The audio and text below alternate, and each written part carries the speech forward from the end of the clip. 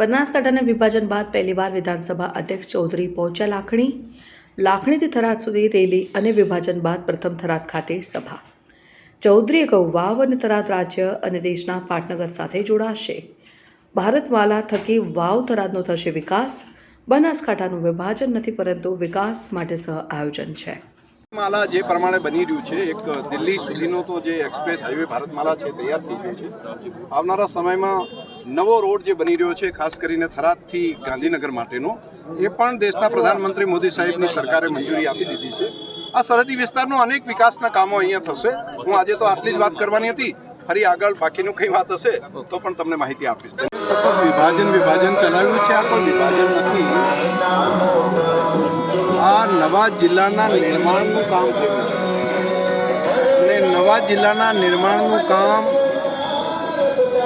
દેશના પ્રધાનમંત્રી મોદી સાહેબના બનાસકાંઠા જિલ્લાની આ સરહદી વિસ્તારની ધરતી ઉપરનો પ્રેમ, એના કારણે રાજ્યના મુખ્યમંત્રી શ્રી ભૂપેન્દ્રભાઈ પટેલે આ નવા જિલ્લાના નિર્માણ માટેની મંજૂરી આપી છે.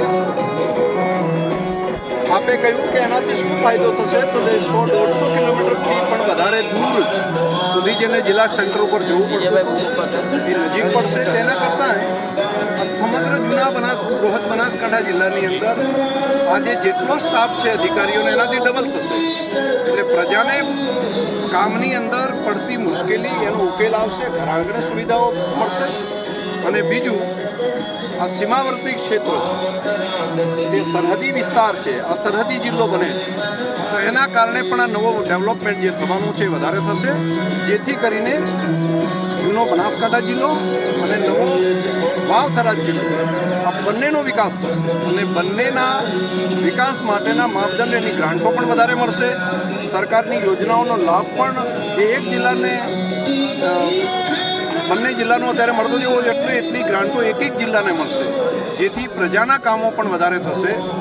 નવી આશાઓ જાગી છે, નવી ઉમંગ સાથે નવા જિલ્લાની શરૂઆત જે પ્રમાણે દેશના પ્રધાનમંત્રી મોદી સાહેબે આ વિસ્તારની અંદર નર્મદાનું પાણી આપી, સુજલમ સુફલમની વ્યવસ્થા કરી અને જે પ્રમાણે નવી ભેટ આપી હતી, જે પ્રમાણે નવા એરપોર્ટની ભેટ આપી છે બનાસકાંઠા જિલ્લાને, એ જ પ્રમાણેનું એક નવા જિલ્લાની પણ ભેટ આપી છે.